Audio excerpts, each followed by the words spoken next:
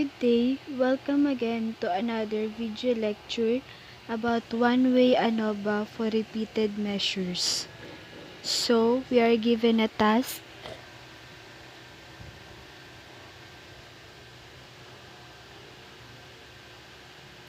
First, create your own data set with at least 10 observations for 100 observations for respondents. Second, create and state an objective based on the data set you made. The objectives could be different from the given example as shown in the recorded lecture. Third, create and state the hypothesis in null form. And fourth is compute the p-value. Decide on the null hypothesis whether to reject or accept. Now, the online calculator for us to test or check the dataset where it is normally distributed or not is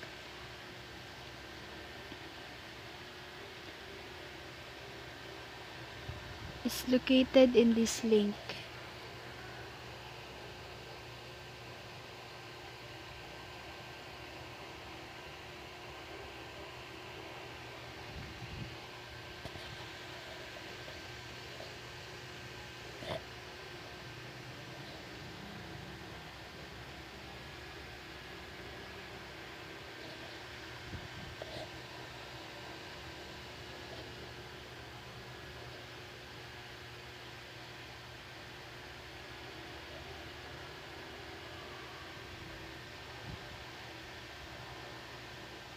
Copy link.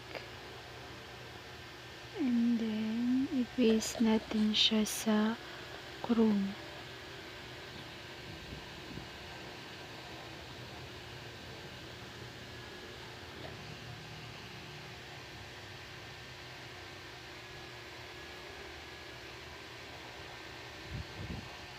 Paste.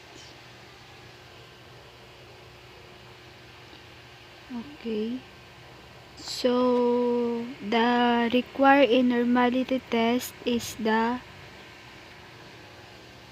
Kolmogorov-Smirnov test of normality.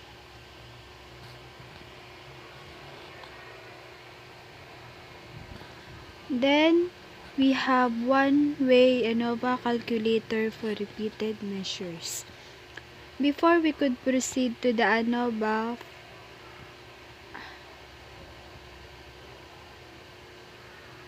for repeated measures, we will have first the normality test.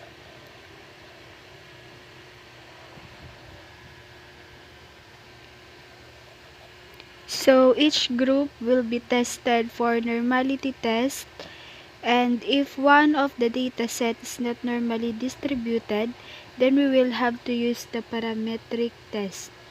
So I just have the prepared data sets.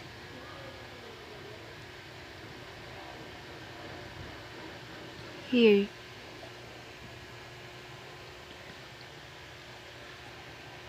Okay.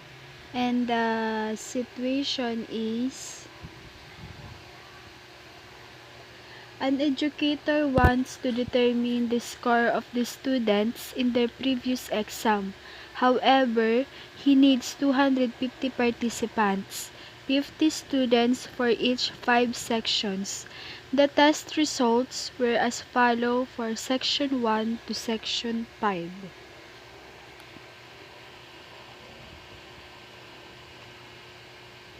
So, the possible highest number is 50 and the lowest number is 0. Each section has a certain number of 50 participants, so it means that we have 250 students participant for the exam. So, since you are comparing with means or average for each group, then we can determine also which section has a better result from the test. So, in short, those group who has the highest average will be the better group than the other. But before that, we need to test if data set is different from each other in terms of normality distributions. So we have here an objectives. For our objectives, is there a significant difference in the exam results between each section? For the hypothesis, there is no significant difference in the exam results between each section. And for our significant level, sig level is equals to 0.05, and the CI, or confident interval, is equals to 0.95 or 95%. So again, if for significance level, if p-value is greater than 0.05, the null hypothesis will be accepted, and if the p-value is lower than 0.05, the null hypothesis will be rejected. And for our results, we have normality test. So if the p-value on normality test is greater than 0.05, that means that data set is normally distributed. However, if the p-value is less than 0.05, that data set is not normally distributed. So in the results, so there should be 5 results for mean, and result for ANOVA p-value.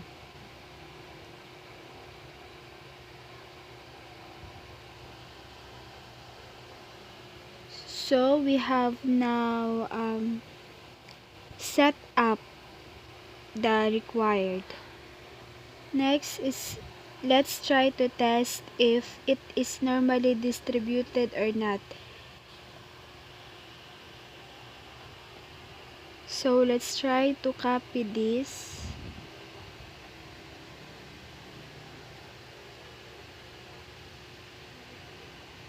Copy.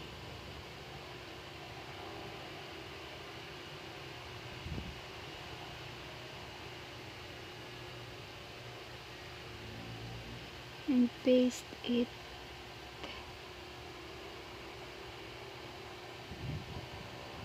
Then calculate.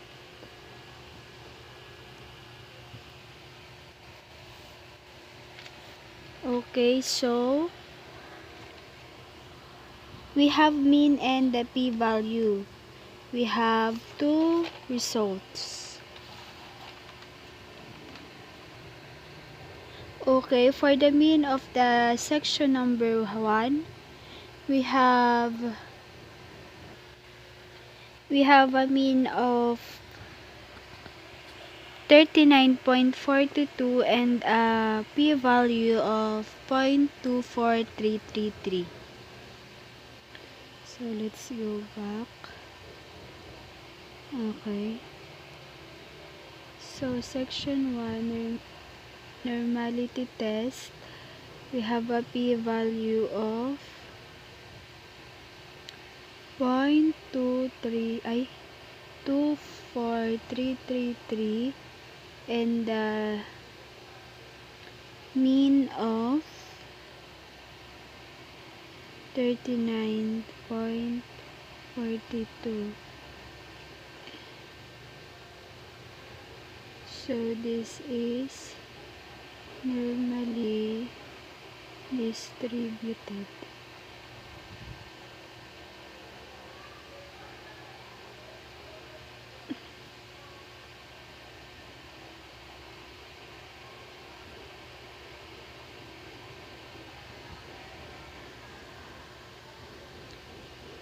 Next is section number 2.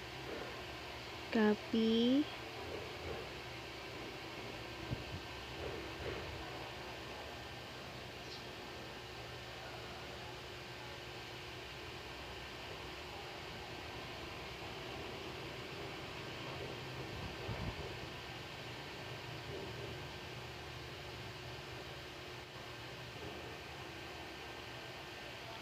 paste, and then calculate. So we have a mean of 38.28 and a p-value of 26618.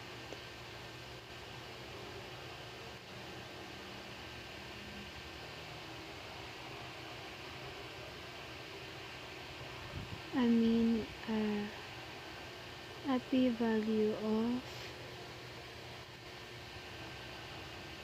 0.26618, normally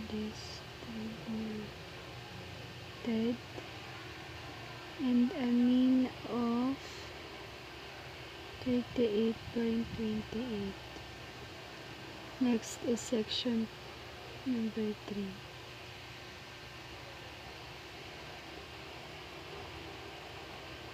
Copy.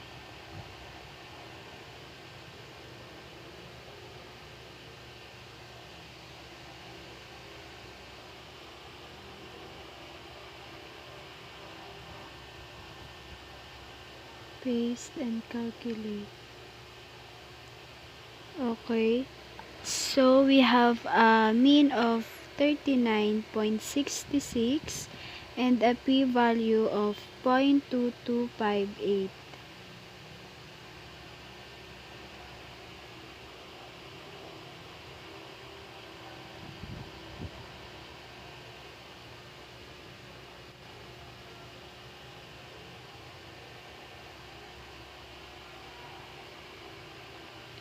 Okay, so we have a p-value of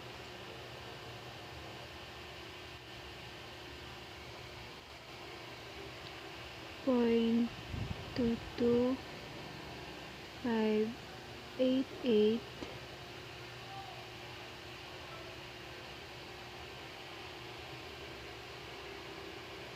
and the mean of 39.66. Next is section number 4.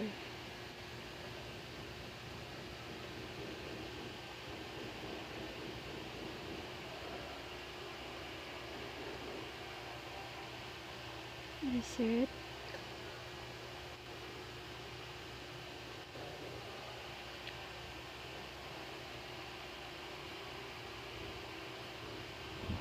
Paste.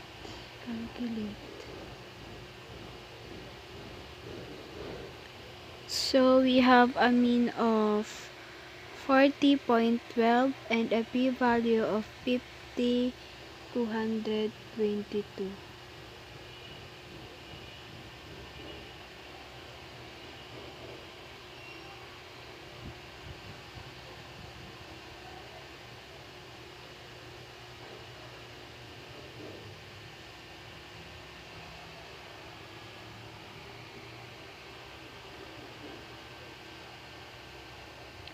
So we have a p-value of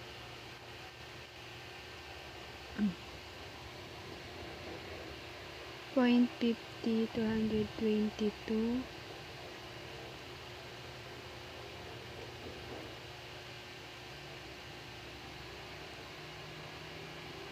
and a mean of 40.12. Last is section number 5.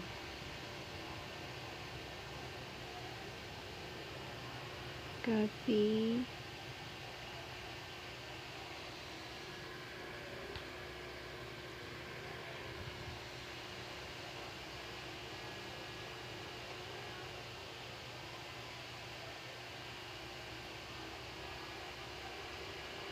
Paste, calculate.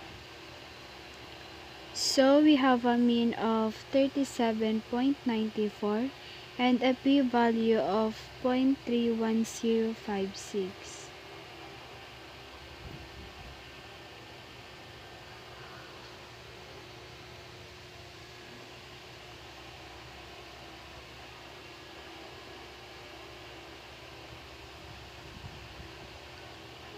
p-value of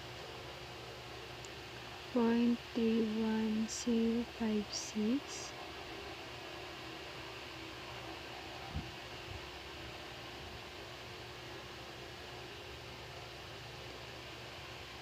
and a mean of 37.94.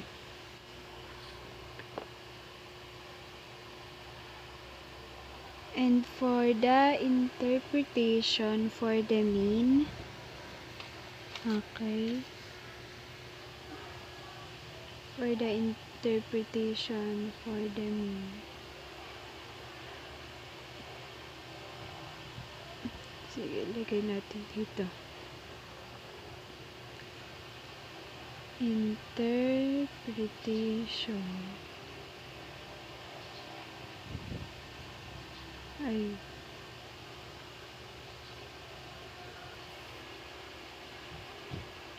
So, for the interpretation for the mean, interpretation,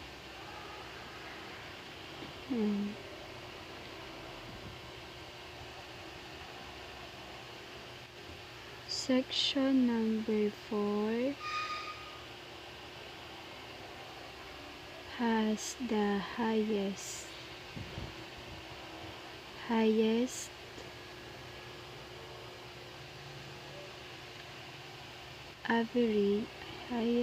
average, and section number 5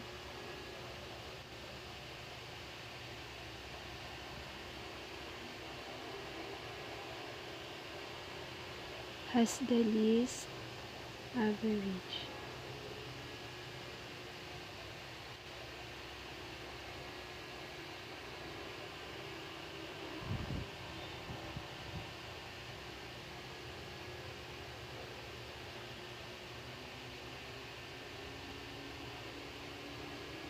Okay.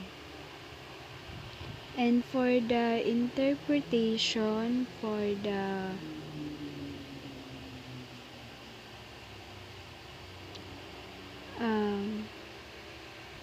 ay mamaya na pala. So next is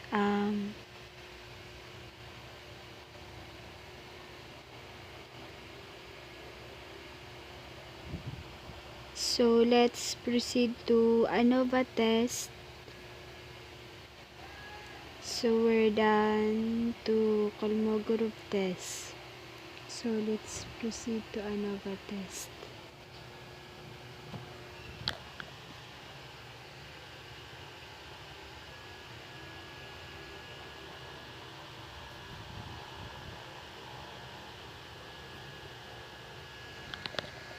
Copy. And then paste to Chrome.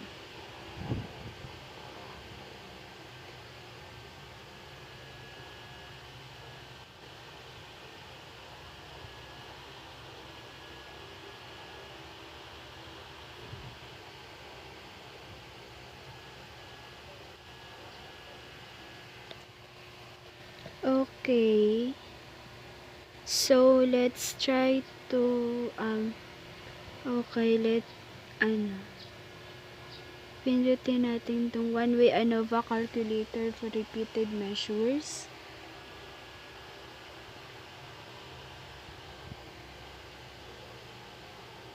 Then let's try to copy again each section, then paste it here. Okay, let's go to data sets again.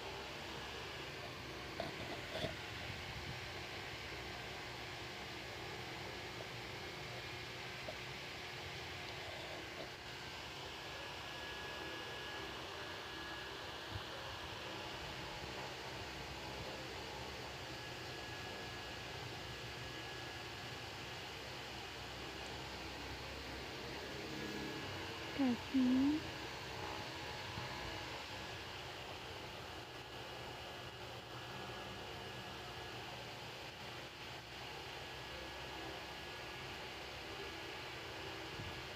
paste.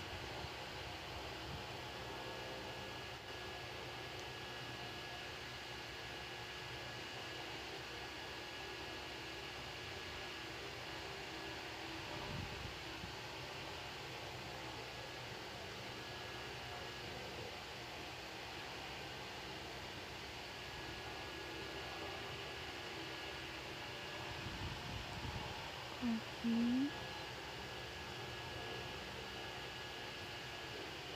Then paste.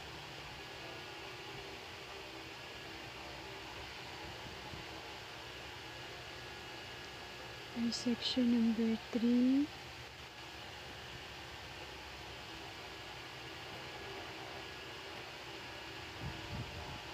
Section number 4.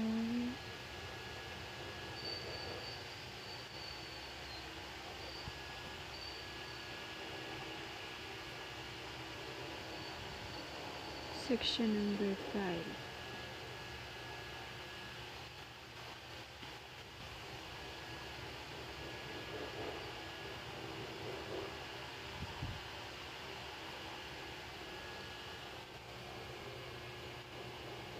Then, let's try to calculate.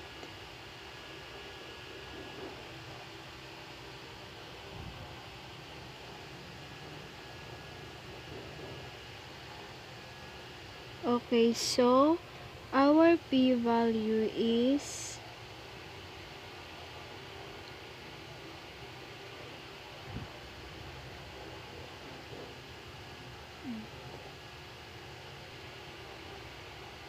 our p-value is 0.705195. So in this case, we can write the basic interpretation.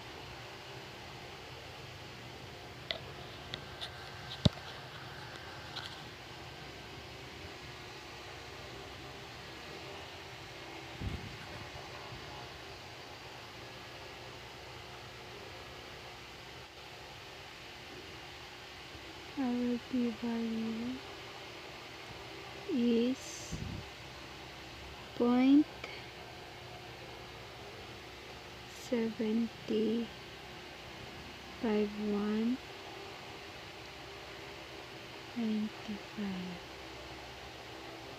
So for our basic interpretation,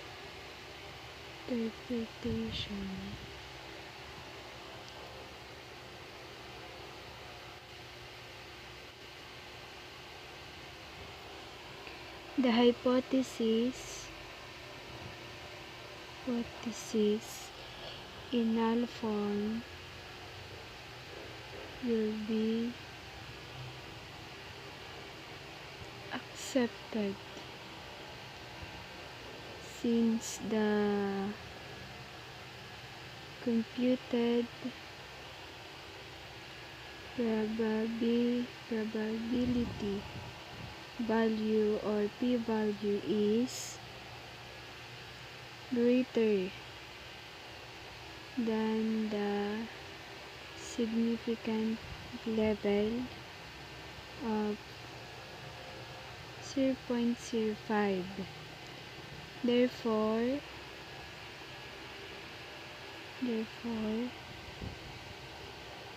there is no significant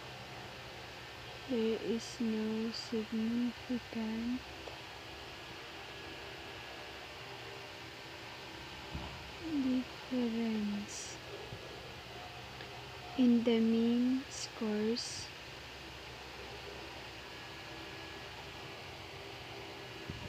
of each section.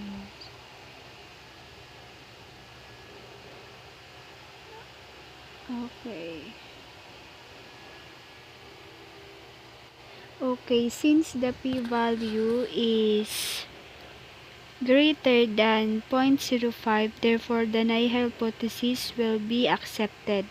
Therefore, there is no significant level or difference in the exam's result between each section.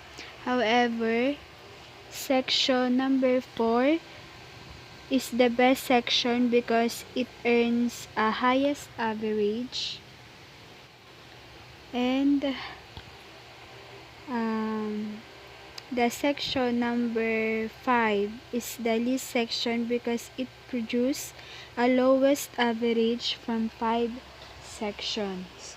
So from our data analysis, the given data set had been treated with one-way ANOVA for repeated measures since each section will consist of different participants or respondents. Each section has a certain number of 50 participants, so it means that we have 250 students participants for the exam.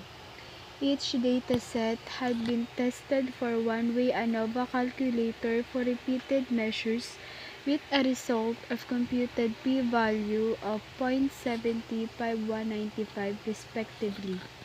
These values suggest that dataset in each group were normally distributed since their computed p-value is greater than 0.05. And we have the significance level of 0.05 and a confidence interval of 0.95 or 95%. So if the p-value on normality test is greater than 0.05, that means the dataset is normally distributed. However, if the p-value is less than 0.05, the dataset is not normally distributed.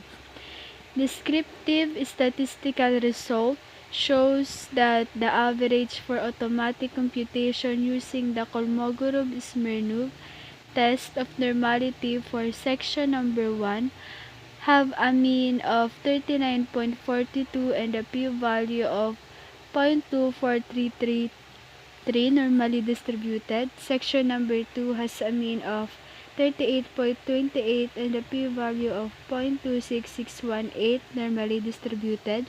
Section 3 has a mean of 39.66 and a p-value of 0.22588 normally distributed. Section 4 has a mean of 40.12 and a p-value of 5222 and the last is section number 5 has a mean of 13.7.94 and the p-value of 0.31056 normally distributed. Among 5 sections, section number 4 has the highest average, while the lowest section is the section number 5. On the other hand, treating the 5 datasets with one-way ANOVA calculator for repeated measures yields a p-value of 0.70595, which is greater than the significance level, so the hypothesis will be accepted. Thank you.